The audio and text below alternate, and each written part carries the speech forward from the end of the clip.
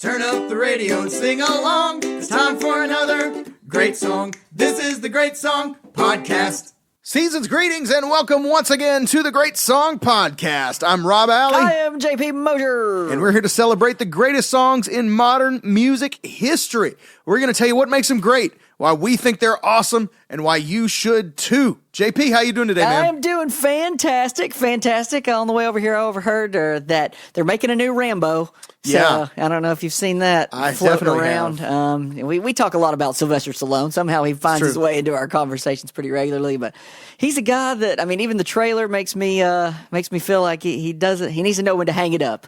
And somebody that just keeps hanging around and keeps going. Come on now. Reminds me a little bit of a guy named Jon Bon Jovi. Been hanging around since the 80s. Was really big in the early 80s. Long hair and just blowing up stuff. And just sometimes you got to know when to call it quits there. But no, this is let's talk about him in his prime. Today we're gonna talk about him in his prime. We're talking about Jon Bon Jovi and the band Bon Jovi. Living on a Prayer. Living on a Prayer. Monster smash. Bring them in.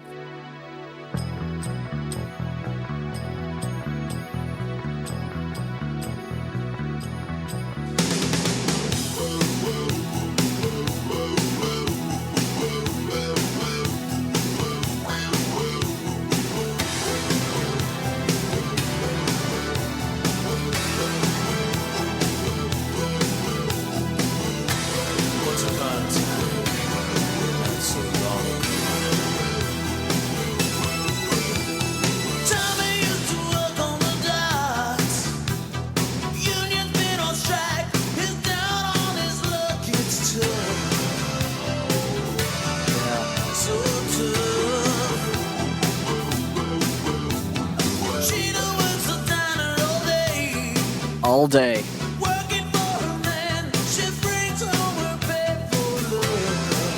For love. For love. She does it for love.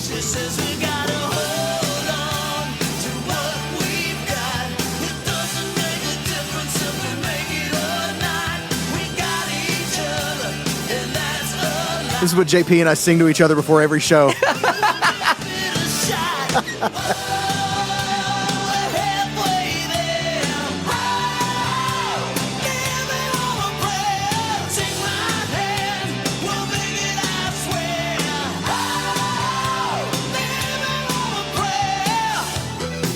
Yeah, baby.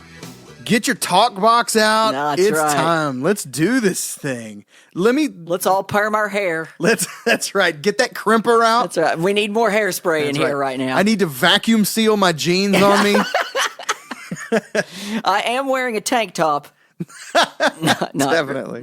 Living on a Prayer. Legendary rock track anthem. Arena rock anthem. Absolutely. Literally, the first concert I ever went to of any significance was Bon Jovi at the UTC McKenzie Arena in Chattanooga. It was perfect. I was on the back row. And Rob was younger then. Yeah, So- middle school. See, that's perfect. Yeah. That's when you go see Bon Jovi. Yeah. I've seen Bon Jovi twice, but both years started with the 2000 Okay. in front of it. Yeah. So, I mean, yeah. No. So yeah, we've made no secret that like latter day Bon Jovi is Yeah. not really our jam, No. right? But early Bon But Jovi, real Bon Jovi, Yes. when Bon Jovi was Bon Jovi, Yeah. you will find no two bigger fans Yeah, it's true. than Rob and I. We're It's true. both big geeks on this stuff. So let's get into it. Living on a Prayer by Bon Jovi from the 1986 album Slippery When Wet. Written by Jon Bon Jovi, Richie Sambora, and Desmond Child. Can't wait to talk about Desmond Child. Oh, yes. Never talked about him before. I don't even think in a passing way we've ever talked about him before. So I'm really excited to dig into Desmond Child because he's got a fascinating career. Living on a Prayer was #1 on the U.S. Billboard Hot 100, mainstream rock, Cashbox, UK rock, and metal, New Zealand, Canada, and top 5 basically everywhere else that exists. I think somehow they were listening to this in the Amazon rainforest. They were like, Anyway. In 2006, it was voted number 1 on VH1's Greatest Songs of the 80s. 100 greatest songs, not greatest rock songs, greatest songs, period, of the 80s. That means it topped When Doves Cry, which we talked about last week, topped every Michael Jackson song. It topped everything. Doug Stone, come on, from the 80s, better than all of them. It is ranked number 270 on the Billboard All-Time 600 chart, between number 269, Love Roller Coaster by the Ohio Players. Cool song. I actually prefer the Red Hot Chili Peppers version. Okay. It's got a little bit more bite to it. And I can't believe I'm bringing the song up again. Running Bear by Johnny Preston. We mentioned it in season 3 because it's number 1. It's one number higher on this list than Dire Straits' Money for Nothing. And it's just way racist. It's insane. I can't believe it's on that list. Anyway, here's just, by the way, one more example of why I still don't understand the Billboard Hot All-Time 600 chart and how they arrived at the conclusion that these are the top 600 songs of all time, okay? This song, Livin' on a Prayer, at number 270, is outranked by 9 spots by Every Rose Has Its Thorn. Oh, Poison. As is I Want to Dance with Somebody by 3 spots. I Want to Dance with Somebody. I mean, is outranked by Every Rose Has Its Thorn? No. I thought you meant being in the list. Yeah, Every no. Rose Has Its Thorn. I don't even. That's not the best Poison song. No, it is not. And yes. So anyway, but according to the Billboard Top 600 all time, the number 1 song of the 80s is not as good as Every Rose Has Its Thorn by Poison. I don't understand.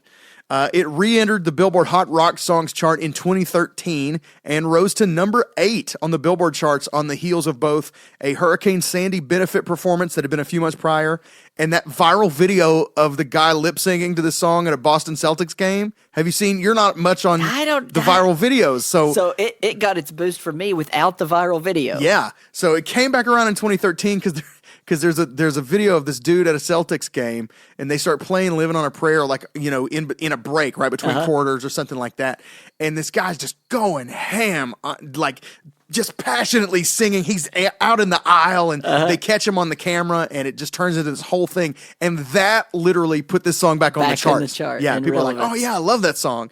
And took it back to number 8. Not even like it hit the top 100, top 40. It went top 10 again because of this dude, this nerd at the Boston Celtics game. That's awesome.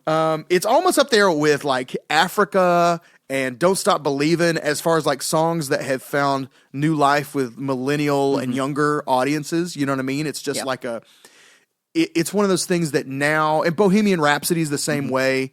It will just always be popular, it seems like. You think they'll make a Bon Jovi movie? Oh, definitely. So? Probably not for 15 more years, but I mean, God forbid it, but probably once John dies, then it'll happen. Yeah. You know what I mean? Stallone will be in it. Right. Yes. He'll play Tico Torres. He definitely will play Tico Torres. That's amazing. Man. Okay, one more interesting chart note before we get out of charts and awards. According to a Billboard feature called Revisionist History, which more equally weights downloads and original Nielsen sound scans and radio airplay, Livin' on a Prayer is the number 1 song of 1987, replacing Walk Like an Egyptian by the Bangles. Coincidentally, by the same weighting, Bon Jovi also has the number 1 song of 1986 with You Give Love a Bad Name, replacing That's What Friends Are For by Dionne Warwick. So taking more into account the digital era, they've sort of gone back and said, okay, now the top song by sales and charts from that year is this now. It kind of flipped up some things. Apparently a lot of things changed taking into account the digital era. Excuse me. So yeah, number 1 song of 1987, number 1 song of the 80s. It doesn't get more classic than this. Yeah, you're right. Comes from a great album, too. We touched on it a little bit. Monster album. Slippery When Wet is huge. Yeah. It's got You Give Love a Bad Name, which Rob mentioned. Also has Livin' on a Prayer. Also has Wanted Dead or Alive. We even talked about doing a listen through to this one, but we did. Decided to just pull this track out and talk on it for a little bit. The album cover, for those of y'all that are looking, the one that you probably see is the typical black garbage bag with Slippery When Wet written on it on the black garbage bag. The original cover was young lady in a wet T-shirt, but they thought it was too raunchy and afraid too risque. Afraid American record stores wouldn't carry it. But that cover is still the one that released in Japan. So really? there's still those covers out there in Japan. You know, I've always thought I've always thought this was concrete. Until reading that it was a garbage bag. I've always thought that this was just like I see what you're talking about. Concrete or like a building wall. You know what I mean? Mm-hmm. Interesting. It's kind of neat. We want to talk about the song. You want to talk about the band? You tell me where to go. Man, let's talk a little bit more about the album, and then I think we'll kind of cover the song as we're going. This is the third album from Bon Jovi, the band, and it has 28 million plus albums sold. That's huge. Like, there are huge artists who have not sold that many albums over their entire careers. You know what I'm saying? Like, albums that you would go, they're massive, huge artists. You know what I'm saying? I'm talking about, like, The Offspring. Huge artist. Jimmy Eat World. Doug Stone. But to put that into perspective, okay, this is what we do here. That's double the amount of sales of Van Halen's 1984 worldwide. Come on, man. That's what many people consider Van Halen's like magnum opus, and Slippery When Wet has outsold it 2 for 1. Man, that puts in perspective the monstrosity of this, because that's a similar. I consider that a similar genre, similar vein, similar time period, everything. Yeah, look, that's good. So wow, I guess Van Halen is just a little more suited for mature ears and listening to the real whatever. It's because they had an angel smoking a cigarette on the front. Oh, if they'd have gone with if they would have been more conservative, like Bon Jovi gone garbage bag, gone concrete. Yes. I have a question about this while we're talking about albums and Bon Jovi as a whole and their place in the kind of zeitgeist. Does Bon Jovi fit into my theory about becoming a legendary band by releasing back-to-back, all-time undeniable monster albums? I honestly don't know. No, because this no. is their monster album. They have tracks off of Fahrenheit and Crush, but that came later. Okay, which I hated Crush, they didn't. What was their second one? What would be the one after this? New Jersey. Followed this one up. So here's my. It's good. What's the track listing on New Jersey? I went down the road. Okay, I went down the road. Here's what I say. I feel like my judgment may be skewed on them because I've whatever. Got what? I'll be there for you. Or as Fred Hammond would say it, my vision is obscure. Hey, special guest. Fred Hammond's showing good. Up Fred Hammond. That was good. Thank you. Did you bring your bass? Yeah. That was commissioned Fred Hammond. That's right. Okay, so my best thought on this, and you can tell me if I'm wrong here, is to compare Bon Jovi's Slippery When Wet and its follow-up New Jersey to Journey's Escape and Raised on Radio. Okay, which were back to back. Okay. So Slippery When Wet has You Give Love a Bad Name, Living on a Prayer, Wanted Dead or Alive. Undeniable monster, right? New Jersey had 5 top 10s. What else was on New Jersey? Had Lay Your Hands on Me, Bad Medicine, I'll Be There for You, Born to Be My Baby, and Living in Sin. 5 top 10 hits. Okay. Yeah, I didn't realize. Escape had Don't Stop Believing, Who's Crying Now, Open Arms, and then its follow-up. I'm sorry, it wasn't Raised on Radio. It was Frontiers. Yes, Frontiers had Separate Ways, Worlds Apart, Faithfully, and Only the Young. Yeah, that's the one too. I didn't realize New Jersey was as big as it was. I didn't realize Bad Medicine was on that one. I knew I'll Be There for You. But it's arguable. You think is there a better comparison? Based on this one, I think you have to say probably yes. Their continued success, like the reason they're still as popular today as pretty much they ever were, is largely based on the success of these 2 albums. For contrast, though, Journey kind of marks the end of an era, along with like Hall & Oates, who we've talked about, and undoubtedly some others, where you were allowed time to grow as an artist and release several albums without pressure to be instantly fully formed. So Journey also benefits from having released several albums before Escape, which yielded all-time classic pop rock singles and not much else. Lights, Wheel in the Sky, Lovin', Touchin', Squeezin', but those were kind of like the one song from each album. Any Way You Want It. They had several albums before this. Bon Jovi had 2 albums before Slippery and Wet, and they were kind of... And he came out the gate as kind of full-blown Bon Jovi. Yeah, with Runaway, that was his number 1 hit, which I was looking over. I have that album, the first one, and apparently track 4 is called Shot Through the Heart. But it's not. I'd never heard it. Shock. I have this album, and I was like, "How have I never heard Shot Through the Heart?" Wow! And the fact that he went and made a hit with that as the opening lyric—that's so interesting. To a different titled song. And I was gonna, while you were telling me about the tracks, I have Crossroads in front of me. Crossroad, the Bon Jovi Greatest Hits album, which I'm huge Bon Jovi up to Crossroad. Okay, that's my cutoff point. Sure, is Crossroad. A little bit of Crush was okay because I like Just Older, but that's the only song on there that I really liked. But I was gonna open it up to see what tracks were on which, but it's this awful picture. It just says, "Thanks for believing in us." Oh, man. Initial Jon Bon Jovi of the band. And it's just him out of focus and everybody else yep. in focus. Yeah, which is the same way on the cover. Same concept on Crossroad. Wow. But that was good, Rob. I didn't think about that in that vein. So there's so much good stuff to talk about on this song once we get past the album itself. First of all, it's just got a monster riff, right? Like the basis of so many great like 80s rock songs is just a monster killer riff. Jon Bon Jovi's delivering insane vocal performances on this. He brings such a I don't know if passion is the right word to his performances, delivery of these songs. You know what I mean? It's like you really you really feel for Tommy and Gina. You know what I'm saying? Yeah. You're rooting for them. Yeah. And then the idea, just two working class kids. Yeah, just trying to make it happen. Just they're not trying to be pop stars. They're just trying to work. Trying to live. Now Tommy used to have a 6-string, but it's in hock. It's in hock, but he could make it talk. He could make it talk so tough. So tough. Like, wow. But he's not. It's not Beverly Hills. Exactly. You know what I mean? It's like. He's on the dock. You know what I'm saying? Yeah. You're rooting for these kids. And Gina was there all day. All day at the diner. Goodness gracious. Working for the man. Just, oh man. Gosh. Man. Yeah. So, it's got a story that you want to root for, right? And that people, at least everybody feels like they connect with the story somehow. Everybody feels like they're blue collar, even if they're not. You know what I mean? Like me, I'm not like really blue collar. You know what I mean? Most of my jobs I've sat at a desk for most of the time and, whatever, that kind of thing. But it's like, people want to feel like they're doing underappreciated work. There's some like CEO in a suit right now. Like, man, I feel you, Tommy. I'm right there with you. You and me, buddy. That's right. You and me, buddy. Like, really, how often you come and he's like, Sarah, squid. hold my calls for the next hour while I ponder on living on a prayer and listen to the Great Song podcast and relate with these guys. Absolutely true.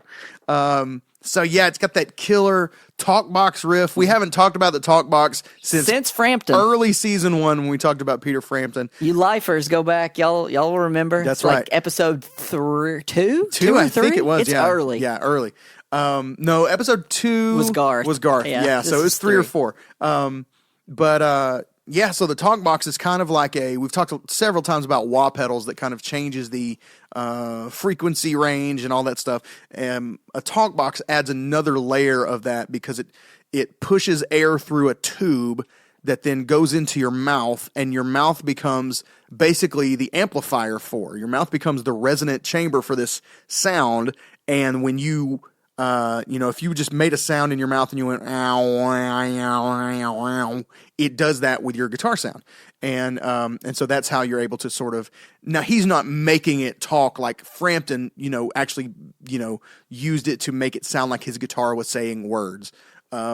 He's just going for more of the kind of standard talk box effect, and it gives it that wow, wow, wow, wow, but it's more pronounced than you could do with a wah pedal or anything like that because your mouth has so many more nuances, than a wah pedal would. So it has that really distinct sound, and apparently that was just kind of a thing in the studio. There is an original version of this. Did you come across this in your research? I didn't hear it without the talkbox part or something. Okay, yeah, there's an original demo version of this that was released as a hidden track. There was a 2004 box set called 100 Million Bon Jovi Fans Can't Be Wrong, and it has a different guitar riff, different bass line that is not as good. It's okay. It's got some other slight variations. My favorite of which is the lyric, "Just hang tough and we'll make it, I swear." Just hang tough and we'll make it, I swear. It does that at the end. Most of it's the same, but yeah, it's got some differences like that. Let's take a listen to it real quick if I can find it. This is at the end of the box set, which is long on itself, and it's a track called Nobody's Hero / Living on a Prayer. If you're streaming, apparently on the CD version, it was a hidden track. Sounds like Sugar Pie Honey Bunch.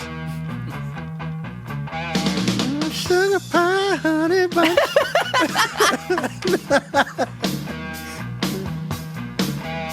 I can't even hear the bass, but it's doing. It's in there, but it's just copying the guitar.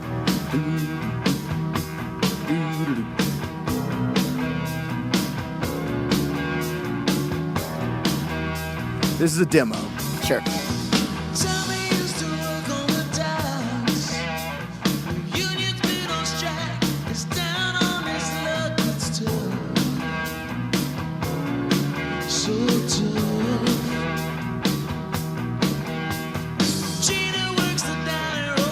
So it's pretty formed already. Okay. Do you think it's a hit if that's the angle they go? Does the talk box and the bass line put it into stratosphere of hit? I think part of it does, and I think they almost apparently there are a couple different versions of this story, but apparently Jon didn't want to put it on the album. He thought it wasn't good enough, and then he either just kind of changed his mind, or the band changed his mind, or there's one thing I read that said like he sat down with some teens and played it to him, and they were like, "Man, you got to put it on the album, dude." I don't know if that's true or not, but it sounded a little too fantastical. Like he sat down with a group of youths and they were like, "Put it on the album, man." But I definitely think the talk box is a big part of it, and that added nastiness of the bass part. Yeah, it's just a better bass line, delivery, everything, which we'll talk about in the Meet the Band section, because it's not.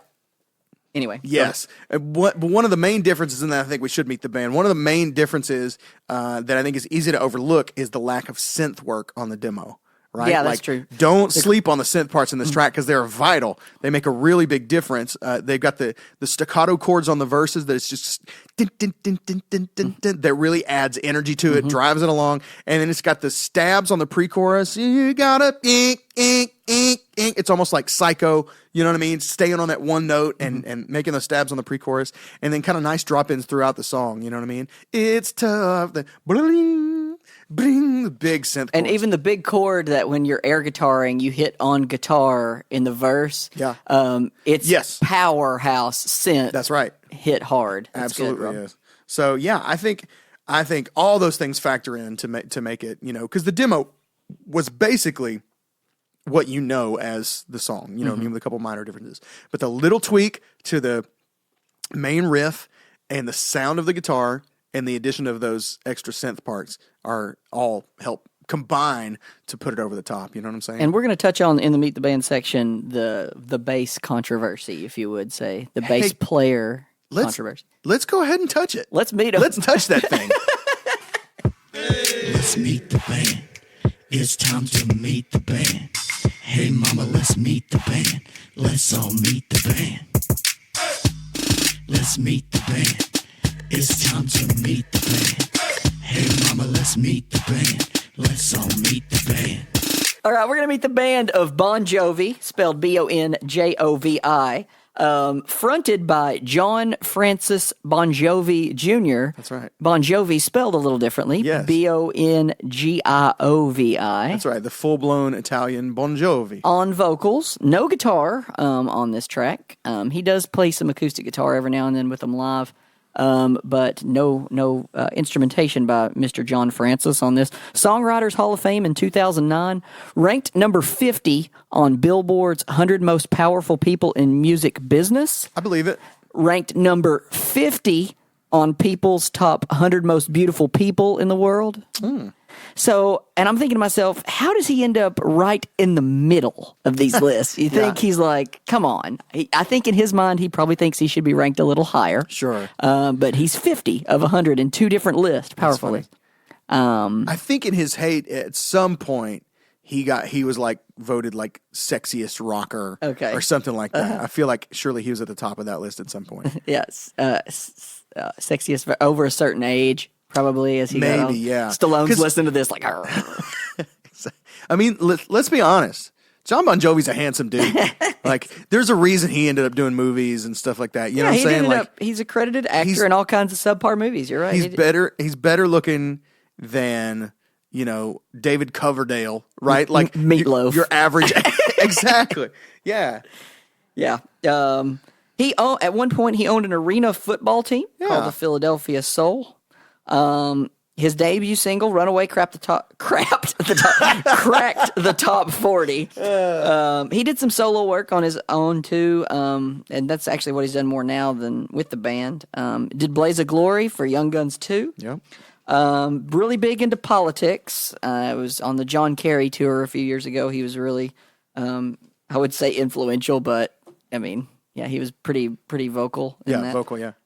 Good buddies with Patriots owner Robert Kraft and coach Bill Belichick, and actually has 2 Super Bowl rings. Really? Which is kind of cool. Wow. I think that's neat. And That's weird. Why? When you're buddies with the guys, biggest fan, I don't know. Patriots. I guess. It's just weird that somebody so associated with New Jersey would not be a New York Jets guy. Yeah, I know. You know what I mean? Right. Because they're the New York Jets, but they meet in East Rutherford, New Jersey. He played the first concert ever at Pat's Gillette Stadium. So, Jon Bon Jovi. I wonder if, I don't know what part of Jersey he's from, and I'm not real great with geography. School subjects are not really our strong suit here, we've established. But I wonder if... It's right outside of Tuscaloosa. Right, yes.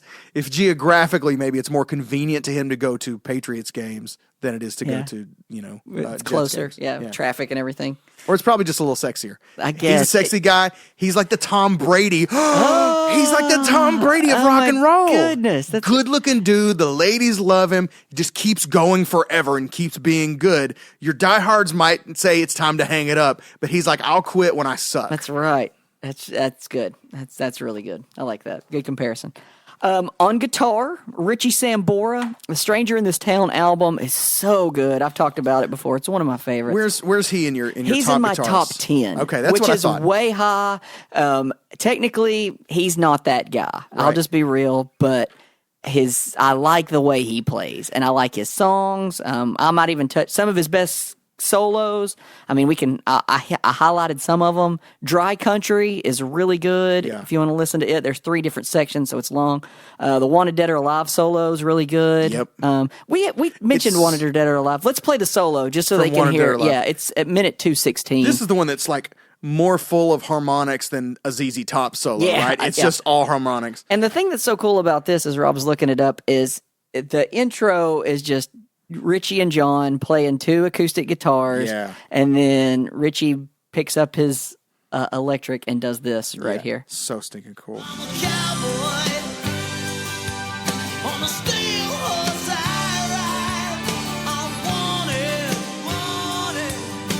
The guy can sing too. The guy can flat sing. He carries the high vocals. Come on. Pulls that off live. So live, they both play that part. Yeah. And then he sets his down right here and picks up his electric and does this.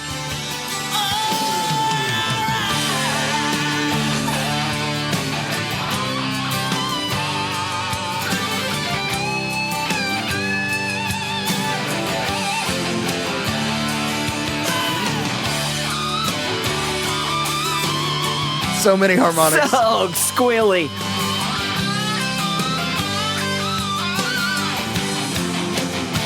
I mean, come on. Wow. That's my guy. That's a very JP guitar tone. That is. That's a JP guitar tone. That's right. And that's playable. So I can play that one. Yeah. So maybe that's why I like him too, is I can do the majority. His solos aren't complex. Yeah. Another popular one, while we're on the album, we might as well do the You Give Love a Bad Name solo. Okay. Because it's also not complex, but singable. Go to 221-ish on there.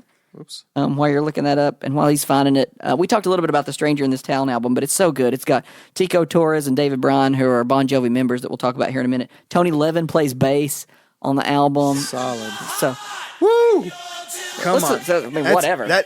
Bon Jovi defines arena rock. Exactly. They are arena rock. Huge. Yeah. I mean, we could listen to a large portion of this, but while we're talking solo, go to 221. All right, 221. Which that's a great riff, by the way. Yeah. Simple, simple, simple. Here we go.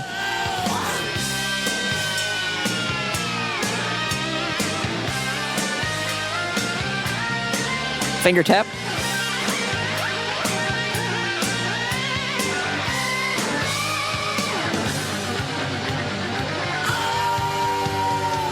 Yeah.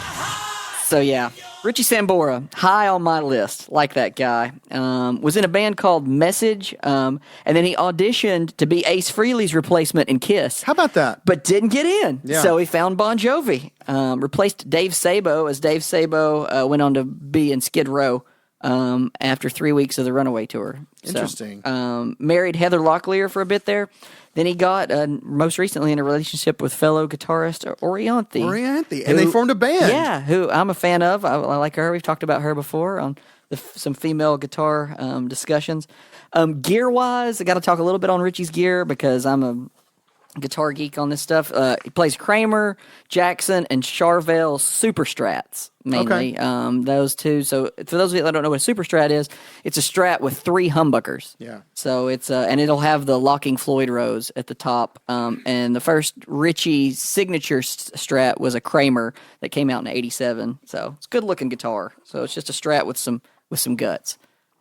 So that's on Richie Sambora. Oh, yeah. On bass and backing vocals. Now, wait a minute. This is where it's going to get a little bit... Gets a little hairy. Get a little controversial here. Not the bass player on this track, but gets credited as he was the bass player for Bon Jovi, but did not play bass on this track, which I'll talk about after him. But a guy named Alec John Such. Mom played violin, and he wanted to as well, but instead ended up picking up the bass guitar. Collects guns, likes to ride bikes and horses. And he is not in the Rock and Roll Hall of Fame. Really? He didn't go in with them? Did not go in with them. Wow. Because insert Hugh McDonald, the bass player on this track, did join the band in the 90s after Such was kicked out. Never became really an official member of the band. Until recently. But toured with them and was inducted into the Rock and Roll Hall of Fame as a member of Bon Jovi. Wow. So Hugh McDonald is in, who plays the bass the bass riff on this song, which we've talked about how it's added some, but he was not a member of Bon Jovi at that time. Alec John Such gets credit for vocals, still, but I don't know how much of the backing vocals he does in the gang vocals of that, but still, crazy story on that right there. Yeah, that's interesting. I don't know why the reports vary as to why they let Alex. Is it Alex or Alec? It's Alec. It's Alec. ALEC. Okay, so why reports vary as to why he was let go from the band. Everything from like he needed to spend more time with his family to like John decided he was a sucky bass player. Yeah. To he couldn't pull off what they wanted to do live or whatever. But that's a weird thing to have a sitting bass player in your band and then have somebody else come in to play the bass part. I mean, it happens more than we think. Yeah. You know what I mean? But it's just a weird thing to think about to have I'm reading it's an through awkward conversation. Yeah, right. And I'm reading through the liner notes right here. Like Hugh gets nothing in the band section at all, and that's such a vital part of this song, which we talked about. I think even I don't know. I guess when you're an '80s arena rock band, you don't have to do that, and it's a pride thing. Well, and here's another interesting thing about this band, and it makes me wonder how many of them are set up this way. But for Bon Jovi, the only actual member of Bon Jovi who is signed to the record label is John. They're not signed as a band Bon Jovi. The other band members are John's employees. Oh, wow. They work for him. Yeah. Wow. Isn't that weird? Yeah. So he's the one with a record deal, and he runs He's contracting Bon these Jovi. guys out. Yes. He's like, you want to come play on my album? Wow. Yeah. Isn't that weird? That is crazy. Yeah. So it's not like he got signed first, obviously, and then created the band around himself. But they never signed as a band. To this day, it's technically Jon Bon Jovi and his employees, Bon Jovi. Wow, that's crazy. On drums, Hector Juan Samuel Tico Torres, drums and percussion. Before joining Bon Jovi, he'd played in the studio with Pat Benatar, Cher, and Willie Nelson, so he was already a pretty established musician. He also auditioned for Kiss. Really? When Peter Criss left in 1980. So basically, half of this Bon Jovi band is Kiss rejects. That's crazy, ain't it? He had a long-time endorsement with Pearl, but after Richie Sambora left, he changed to DW, and I have no idea how that would make a difference on the endorsementship. But they are like, that was a pivotal point of when I changed my endorsement. I don't know how the guitar player leaving had any say in that, but that's strange. On keys and vocals, David Brian Roshbaum. Okay. He got tired of having to spell out his last name, so he just basically dropped it. He's now David Bryan. Bryan. He goes by first and middle name. So Robert Dale, there you go. There you go. Yeah. He wrote "Keep the Faith," pretty big hit. Yeah. And he co-wrote a musical called Memphis after he left Jon Bon Jovi. So David Brian Roshbaum on keys and vocals. Writer, I know we wanted to talk a little bit about this before we wrap up the Meet the Band section. Desmond Child. I'll talk a little bit about it, and then I'll let you. You probably got a lot more. I know he wrote a lot of stuff. I Hate Myself for Loving You by Joan Jett. Crazy, Angel, and Dude Looks Like a Lady with Aerosmith. Yep. Livin' La Vida Loca, Ricky Martin. Stuff with Poison. Songwriters Hall of Fame. Stuff with Michael Bolton. Chicago Dream Theater. Wrote Weird by Hanson. Stuff with Lindsay Lohan. Cisco Thong Song. I mean, come on. Bo Bice. He wrote the thong song. Come on. Come on. He comes from Hungary, the place Hungary. Not he's hungry, but he's American-Hungary dual citizenship. Yeah. And he wrote this song on an upright, out-of-tune piano. Interesting. And they should all be. And 3 weeks before he penned this, he said Gina was based on an ex-girlfriend that he had that was a waitress. And he actually wrote it, Johnny and Gina, but John's like, I can't sing this. My name's John. Right. Like, I can't sing it about me. Sure. So they changed it to Tommy. Johnny was a regular. Yeah. So anyway, He would have sang just It would have fine, worked fine. It would have fit fine, but then it'd been him singing about himself-ish. I don't know.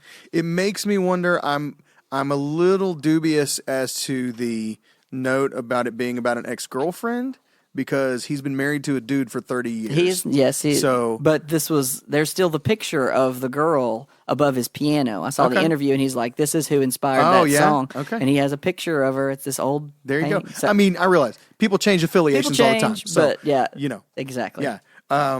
You said a lot of what I had. Sorry. The one other, no. You stepped on my toes, man. The one other Aerosmith song that I wanted to note that he had written is one of my favorite melodies of all time, which is weird because the verse is basically spoken. It's Hole in My Soul from the Nine Lives album. When they actually start singing, the melody is one of my all-time favorites. It's just so good, and it never stops. Are you wanting to play it? So I mean, they can hear what we're saying? Is it sacrilege to play Aerosmith on a Bon Jovi episode? They might get in a Probably, fight, but that's all right. They don't run our show. That's right. Play the melody to "Hole in My Soul" on the chorus of the Nine Lives. Not to mention this opening guitar riff, which I'll give Joe Perry credit for.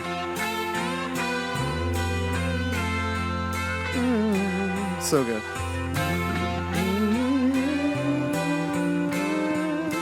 Anyway, so yeah, we hear you, Steve.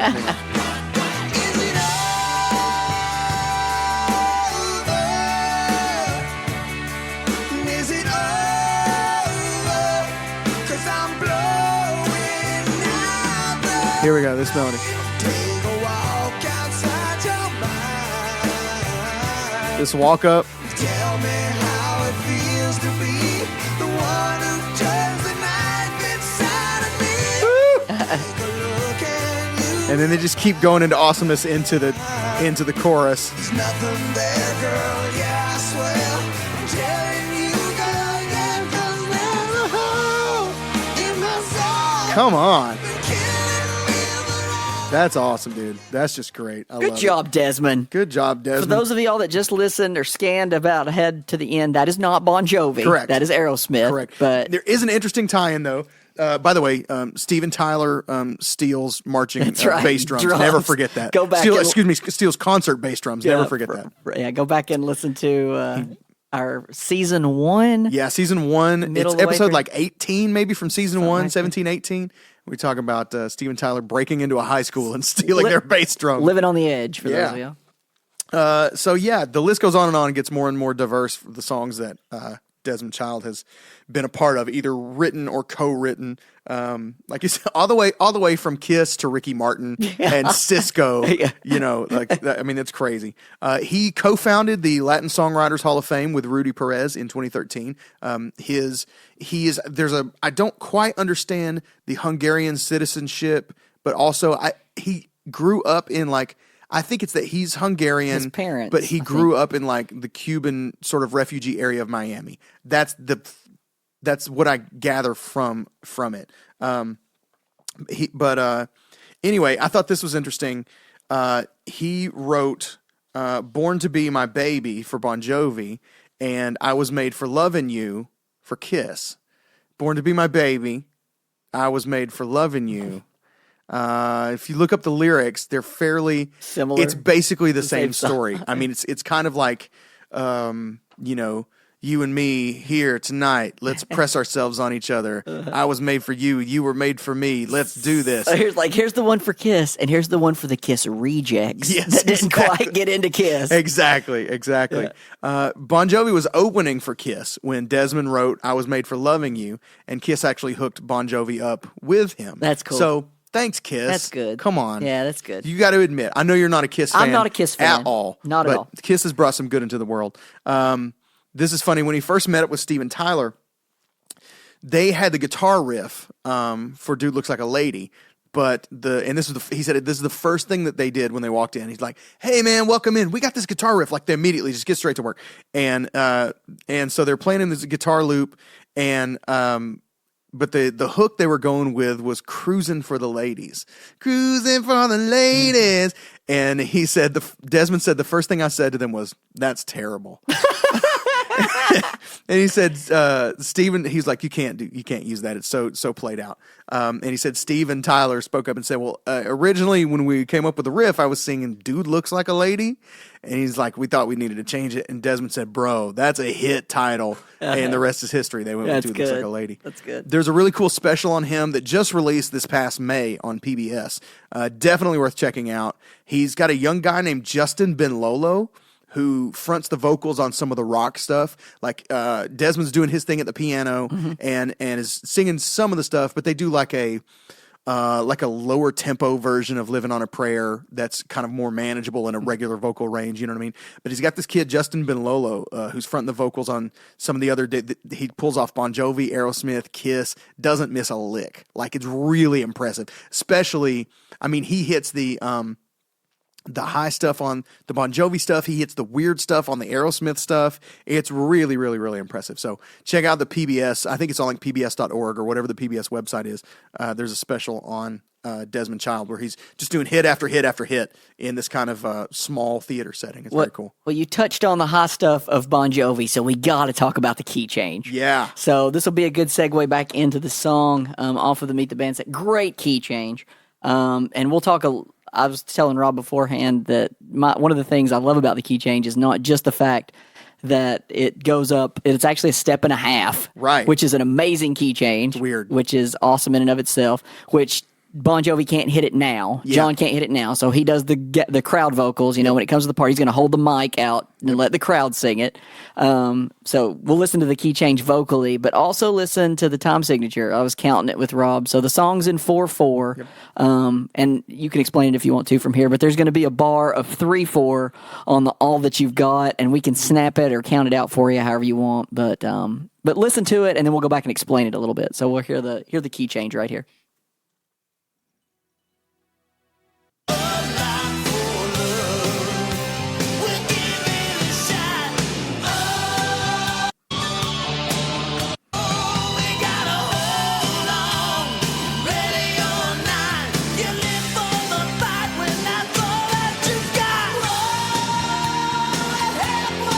Scream it! Woo. Yeah. One more time. It's like just open your mouth as wide as you possibly can and hope for the best. So my first introduction to why that note is so high and so hard to hit is I watched something called Behind the Music, which is the greatest show ever. So good. If I could, oh man, I could watch that stuff over and over again on VH1. And they talked about how there was a time when Jon Bon Jovi was just exhausted from touring, and they're like, "There's no way he's going to be able to hit the high notes," and how Richie had to cover it for him, like had to cover those notes for him. Yeah. And so I was thinking to myself, I guess that is pretty challenging. That's up there. So Dude, that's an E flat. That high note is crazy. The whoa is a D E flat. That's high. Like, Yeah. you talk about like high C is the benchmark for male vocalists. You know what I mean? If you can hit a high C, that's something. Yep. That's above that by a step and a half. by a third. Yeah. And it made me think actually. Listening to this kind of critically and whatever for research made me think, who I would love to hear do a cover of this song vocally. I would love to hear maybe not A girl? now. Is it gonna be Yes, a girl? no, maybe not now, but 90s or even early to mid 2000s. I would love to hear Sammy Hagar do this song because it's thick and his upper register's Yeah, real strong. That's he good. could crush. Oh, that's that. good. Like Man. he'd be a great. The yeah. Bon Jovi fans that are listening to this is like, okay, you said you wanted to hear Aerosmith, It's you want to true. hear Van Halen, like, let's stay on It's Bon true. Jovi. That's not just me being a Van Halen mark. No, that's me honestly just going, that's a good man, Sammy comparison. Hagar would be great on this song. I want to do some covers but here in a minute, but I do want to count out the time signature there on that. Yeah. If we can do that. So, Sure. you want to explain It's it? You probably do it better than I can. Yeah, but- it's interesting because I've never even thought about it to you. You know what I mean? To me, I just always thought it's the ending of one sentence and an abrupt beginning to the next sentence. And I've never even thought about what the time signature is, but you're absolutely right. It goes to a measure of 3/4, and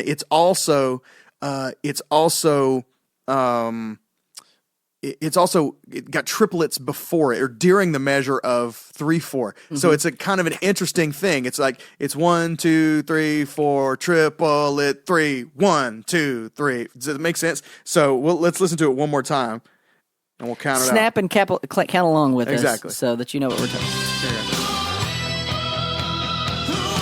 So here we So we're are. in 4. We got 1, 2, 3, 4. 1, 2, 3, 4. Here comes 1, 2, 3, 4. 1, 2, 3. 1, 2, 3, 4. And the triplets are just during that bar of 3/4 times. So it's a really nice thing. A really nice setup for that key change. Yeah. It just comes out of nowhere, and that's just what vocally just goes up a half step there. Is that No, right? it's a step and a half. I mean, I'm sorry, but the actual melody. Oh, yeah. Whoa. Yeah. Yeah, it's a half step. So it's really odd key change. A step and a half is not something you hardly ever great. hear. Maybe once or twice in my pop life do I recall a step and a half key change. And it's cool because it's the verse and the first chorus. It's basically in the key of, if you're going major, it's in G, but it's over in E minor. Right. So, and then it's going to go to G minor. As will be the minor on that. Yeah. So it goes up to B flat. Yeah. So it's very guitar friendly for the beginning of the riff. Yeah. So like you can play it. And then at the end, not so much. But Yeah, not at the end so much, but it's I was going to say, this is about as 80s guitar rock as 80s guitar arena rock can get. Like, it has all the stereotypes of 80s arena rock. Key of E minor, the perfect rock key. Yep. Going down to that big C major, back up to a D major, and then home to E minor for that great schlocky kind of tension and release. Perfect 80s synth sounds, even a sweet talk box part. The crowd vocal sing along. It's gang vocals. yeah, Yeah. it's literally It's everything 80s. perfect. If you were to put arena rock in a time capsule, this is absolutely That's it. the song That's good. that you would use. That's right. That's the cassette that you bury Yeah. and you pull out. and Aliens come to invade Earth, and they want an example listen of 80s arena rock. Yeah, Yep, that's this when is- they pick up. That's this good. is it. Do you call? I've seen Bon Jovi sort of subcategorized in a couple places as glam rock. Do you agree with that or no? I think that's tied into their hair is the only reason I would think so. I think so too. It's like, okay, they tease their hair, it's glam rock. But yeah, I don't know. I disagree. Maybe. I don't. I'll give you glam rock Poison on is. Poison. Yeah, Poison is. Maybe Motley Crue early. And so, I mean, I guess if Yeah, you're going I to say think Motley so. Crue is, they Yeah. were harder than Bon Jovi. Yeah, You know what I I'd mean? go glam, a little glam, but Just they're breaks my rock heart. here. I know I hate to say that because I don't like to say that I really like a glam rock. Exactly. Band is the reason, and I Exactly. really like this era of Bon Jovi. Yeah. And then, of course, later they, got away from that and went toward for kind of a little bit edgier sound and away from the, they all got haircuts. They cut their and hair. stuff. Yeah. Really, that's really what they did. Except for David Bryan. I think he still has the Yes, same hair. it's true, man. I remember in the mid '90s I honestly thought that there was one of their videos. I think it was "Give Me Something for the Pain," maybe, that had him playing on his guitar and his long Keyboard, you mean? blonde curly hair. Yes, playing on his keyboard and his long curly hair kind of bouncing, And I thought, is this a dig on Sammy Hagar? That's literally what I thought. Maybe I'm just obsessed with Sammy Hagar in relation to Bon Jovi. I don't know. Weird. Man, yeah, you Covers? got some. Yeah, I got some covers. Some covers. Go for So it. after September 11th, Bon Jovi did an acoustic version of this song. So that's not necessarily a cover, but Right. that was a big. It was a change. It's completely different. Sure. And it got pretty big then. It's all over Guitar Hero and Rock Band. Yeah. So my take on that As is well, it should be. people basically cover this song every single day in their living room. so I mean, this true. is probably the most covered song because everybody does it every day in their living so room. true. All over that. There's a girl, Sershin and Zaritskaya. That sounds right. Yeah. Look it up. It's I think I don't know how. Sershen. Sershen Okay. and Zaritska. Surely that'll get Got you it. close Yeah, enough. yeah, okay. This is their version of it. And there's tons of covers, but I just picked like 3 or 4. All right. So we'll listen to this one real quick. You can pick any part of the song, skip ahead some, obviously, but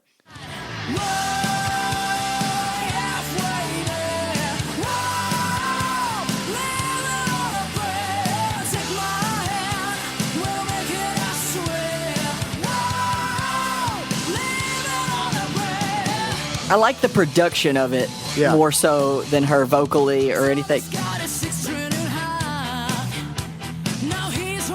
Yeah, it's a pretty faithful cover. It's a faithful cover, and I feel like it. Yeah, Talkbox Man. So cool. It's the same. Yeah, It's it's John the Denver. It's, it's the same. John Denver, as we have established in season 1, is the same. There's a punk version where the guy does everything. His name's Alex Goot, if you want to look that up. The thing that I want to highlight on that is where the guitar solo is. He plays a keyboard solo, Really? which I think is a neat idea. And this is your typical pop punk sounding to me Okay. version of this. Alex Good. Oh, not what I was expecting. The look. Yeah. Not He's like- Groot. He's like short hair glasses, playing on a little tiny, like 25 key synth. You can skip ahead a bit. He That's plays cool. everything on it. Finger cymbals. He put in real finger cymbals. Which, oh yeah, I forgot to give Tico credit on finger cymbals. Yeah, man.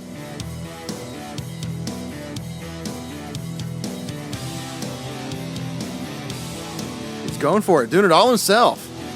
Go Alex Goot.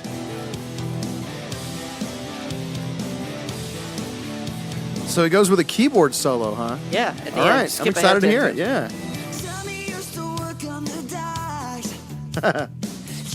So yeah, punk vocalist. I'm proud of this kid. Yeah. I'm proud of him. We're cheering him on. Go ahead, Alex. We're for you. Let's find your solo.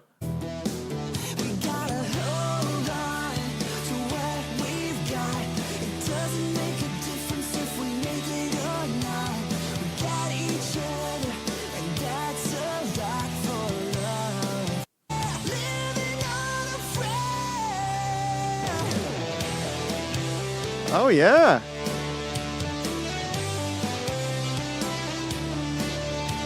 Guitar.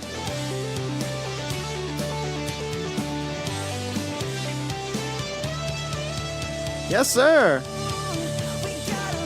So yeah, Nice neat job. Little take. I like Alex that. Goot. It's different. Very good. My least favorite, Jonathan Young and Caleb Hiles. It's metal. It's straight Okay. metal. So Okay. if that's the when you were going to ask about the glam rock, I thought you were going to ask is Bon Jovi metal. I thought that's the place you were going. So Gotcha. I think if Bon Jovi was quote unquote metal, this is how they would sound, and this is my least favorite. Sorry, Jonathan and Caleb. You can skip ahead to wherever. It doesn't matter. It doesn't matter. It all sucks. We're going to play like 9 seconds. This is a weird video.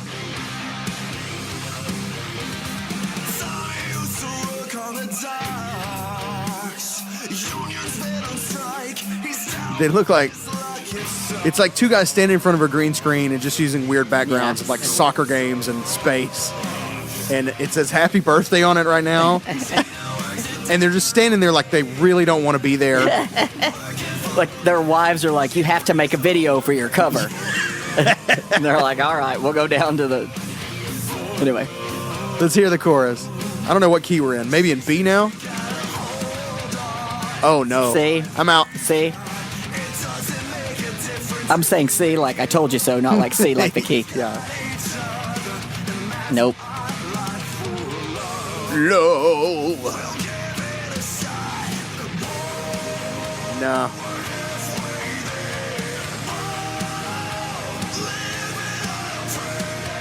No thanks. I feel bad No, if these guys actually do listen to us, because those could kind of be the guys that would actually sit and listen to us. The cover that I bet no one will have discovered as we're recording this, because it just came out 2 days ago. Oh. So how neat is this? Switchfoot did a cover of it. Really? And I am a huge Switchfoot fan.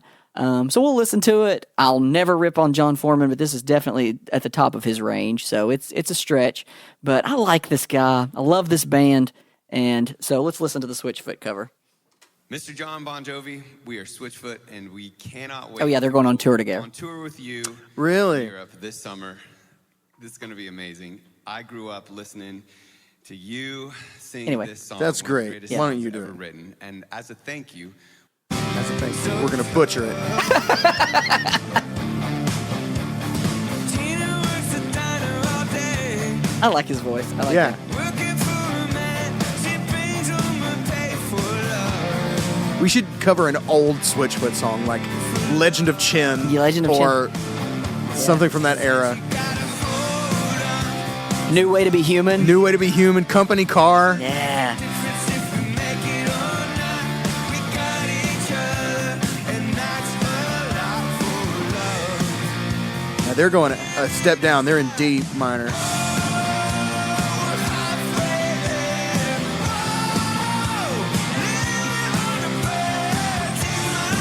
Yeah. All right. That would be fun. Live. Yeah. That's cool, man. Good job, Switchfoot. guys. Good job. Way to be. I think that's the first Switchfoot mention ever on the show. Which is sad, because I we feel both are. I'm a big Switchfoot fan. yeah, I'm a good. I kind of I got burned out on them after the Beautiful Beautiful Letdown. Letdown. Just would not stop Everybody, playing everywhere. everywhere. Yeah, you're right. So I kind of lost touch with them a little bit after that. Which is funny that that's their most popular album and has the most hits, but it's the one that I'm like you. I can't listen to. I'm just over. Yeah, I all mean, of I it. wore it out myself. Yeah, I did too. And then everybody else wore it out too. You just couldn't get away from it. Yeah. So anyway, Back to Bon Jovi. back to cruising for the ladies. No, No? that would be Aerosmith. Oh, okay. All right. Whatever. Man, what else? Actually, I'm tapped. Are you tapped? You Okay. got some stuff? I got a couple notes, and then we'll see what we got. This is pretty interesting. I'm gonna have to find this here. Jon Bon Jovi's first professional recording was on the 1980 album "Christmas in the Stars," the Star Wars Christmas album, on a song called "R2D2 We Wish You a Merry Christmas." What in the world? And I got it for you. You know, I went and found it. So Because it's Star Wars related and rock and roll related. and because we're the Great Song Podcast, and this is Exactly. what we do. We dig these treasures out of the dirt.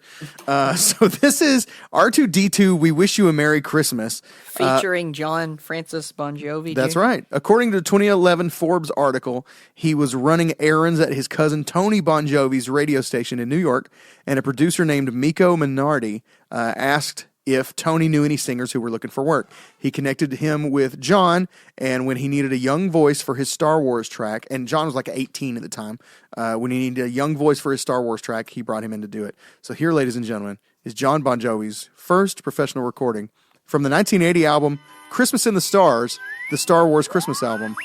This is R2D2, We Wish You a Merry Christmas. Oh, there you are. Well, if you come over here, you'll find a wonderful surprise. You'll have to plug into the central computer to hear what it is. This is not Bon Jovi yet, No. everyone. Or No, it's not C3PO. C3PO. amazing. It's your Christmas present.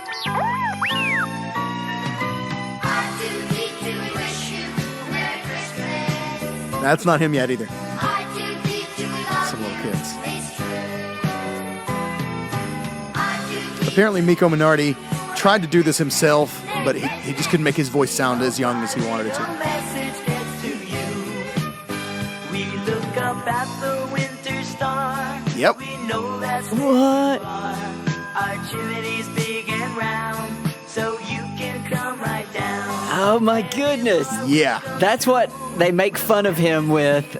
That's like Oh, they yeah, put this you know on it. like, You're right. oh man. As we decorate the Christmas tree. You can hear it at the end of the Oh, word man. tree. You can hear Jon Bon Jovi There in definitely will be a Bon Jovi movie That was- because of that portion. There'll be like John all prim and proper, It's true, yeah. short haircut, Yeah. nerd. but Jon Bon Jovi as David Partridge. Yeah, you yeah, know? exactly. And then there'll be the moment in his life that changed him into the rock and roll star that he is. Man, that's good. Yeah, isn't that weird?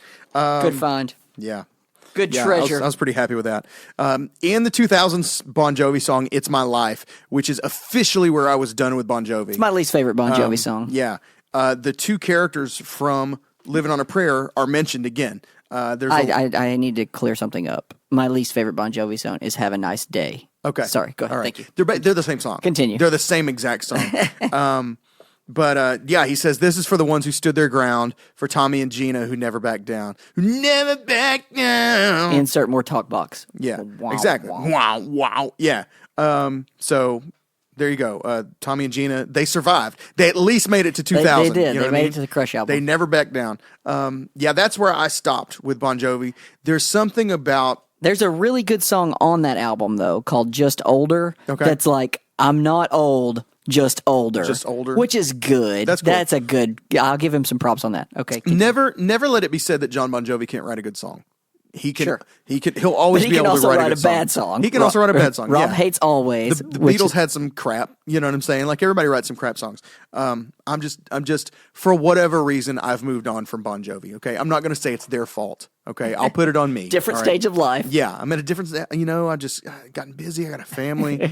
I got things to do other than listen to Bon Jovi. Cats in the Cradle. But there was something that really triggered me in that song. In that the chorus, in the chorus, he says, first of all, I get worn out with his mixed metaphors, right? So I've talked before about the lyrics on Always and how they drive me insane because of all the mixed metaphors. This Romeo is bleeding. Yes, all that Rob's stuff. favorite line. So there's a line in It's My Life in the chorus, so it gets repeated. He says, "My heart is like an open highway." Okay, I can forgive that. Whatever, it's a wasted metaphor, but and then he says, "Like Frankie said, I did it my way," and I have a thing about blatantly referencing other people's songs to get your own song over, right? Like when Kid Rock did the thing where he literally just said singing Sweet Home Alabama all yeah. summer long and took the beat from Sweet Home Alabama and Werewolves of London and mashed them up to do it. I just have a problem with that fundamentally. And so when he literally used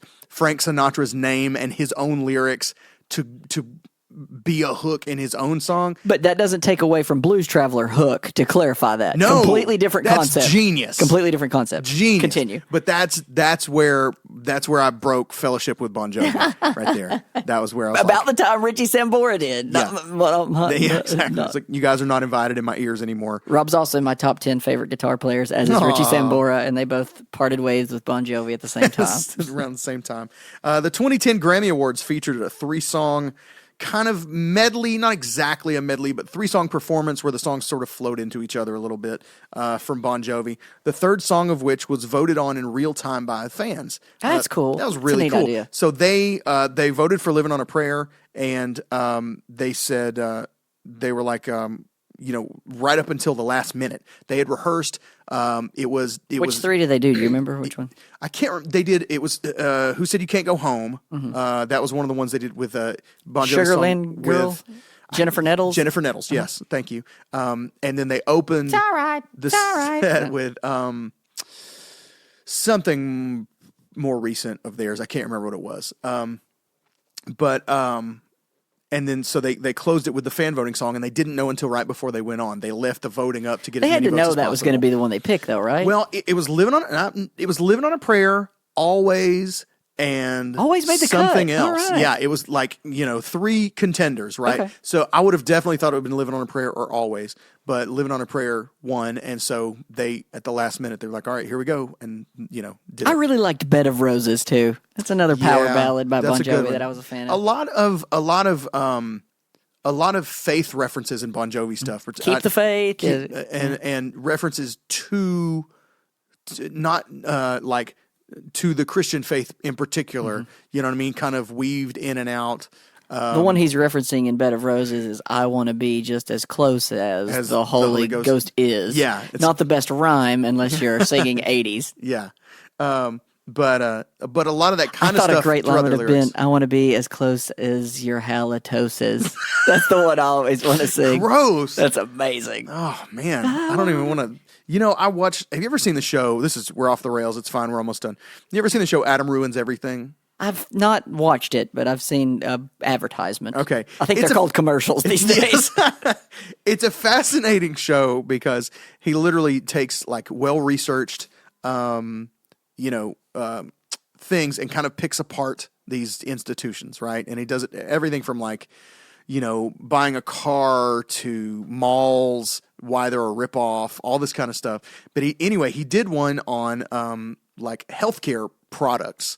And as one of the most fascinating points of the thing, he showed where literally the term halitosis was invented by Listerine. Oh, just up sales. Yes. So Wow. that is not a real term. It's not Really? medical It's not- at all. How about It is that? a term that Listerine invented to put in ads to make people feel self-conscious That's about their cool. breath and sell mouthwash. That's awesome. Isn't that crazy? I like that. So there you go. That's why we went there. That's why we went there. There's your random That's note how to you end get. That's what you get on the Great Song Podcast. You get Bed of Roses to Bad Breath to that story. about that? Listener, that's awesome. I do have one more thing. Okay. That's for the Apple fans out there, the longtime Apple fans. From songfacts.com, according to Jolynn Turner, formerly of Rainbow and Deep Purple, Richie Sambora borrowed the bass riff from Turner's Get Tough from his first solo album, Rescue You, for this song. Turner told... So Sambora did it? Yes. Okay. Turner told Uber Rock, Richie Sambora came up to me one night and we were drinking pretty hard and he said, I'm going to steal that riff. And I went, yeah, go ahead, man. And he did. So judge for yourself. Yeah, play it. This is Get Tough by Jolynn Turner from his album Rescue You.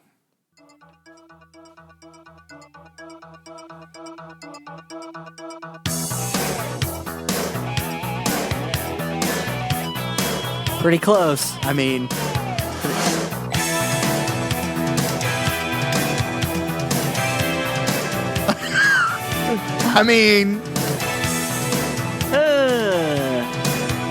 When was that released? It's a great question. What in the world? Yeah. All right, then. So you be the judge. But apparently he had permission. Yeah, this he is said- not a. He said, "I'm Go going to steal ahead. that riff." It sounds. It sounds about as close as if you were out heavily drinking with this guy one night and you were trying to recall that remember riff it. Yep, later. that's right. It sounds about as That's close good. as you would get. So I'll buy that. I buy Yeah. that story. That's really interesting. So Well, let's send them out. let's send him out. What do we send them out in? Solo? Let's Key change? Key change. Key Yeah, let's change. do it. But everybody listening, you got to promise you're going to sing along. Yeah. If you're in your car, I want you to roll up down your windows. Oh, I was going to go roll up so nobody could hear you. I was going to go roll down so everyone can hear you. Okay. All right. And You got to decide either roll up or roll down. Whatever you have right now, Yeah. do the opposite. Do the opposite, So that's right. if it's raining, I don't care. Yeah. Just whatever's going on in your car right Yeah. now, change it. totally Mix it up. Totally. And do your best to hit these high notes, okay? We're going to go out on the key change to Living on a Prayer. We're going to mute our mics and do the same thing. Absolutely. Guys, thanks so much for listening all around the world. We literally love it. We can't wait to bring you more good stuff. We love interacting with you guys online. Find us on Twitter at Great Song Pod. Find us on Facebook at Great Songs and the Great People Who Love Them Greatly, or facebook.com/groups/Great Song Pod. We got a lot of fun stuff going on over there, especially even when we have breaks like we did this past summer in between seasons. We're going all the time on our Facebook group. It never stops. So come find us on there if you want to engage in some hijinks and shenanigans with us all the time. We got a neat treat for you next week, too. There's a teaser. Yeah, It's a neat treat. Join us again next week. It's going to be special. As always, you can find us at greatsongpodcast.com and keep tabs with us. Hit that subscribe button. Smash that subscribe button. Send a link to your friend. Send a link to your dad that doesn't know how to use podcasts yet. Please. Just send him a link on that new Apple Podcasts app, that shiny new app, and let him know what's going on The and how to use it. stranger that hears you sing prayer here in a minute outside on the sidewalk, tell him about what prompted that. That's what right. Prompted that. Absolutely. So here we go. We'll see you next week. But until then, I'm Rob. I am JP. Go listen to some music. We gotta hold on, ready or not. You live for the fight when that's all that you've got. We're halfway there. Oh, buddy. We went for it.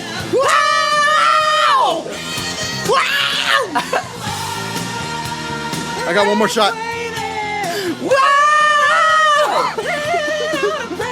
Okay, I can't. Oh, okay.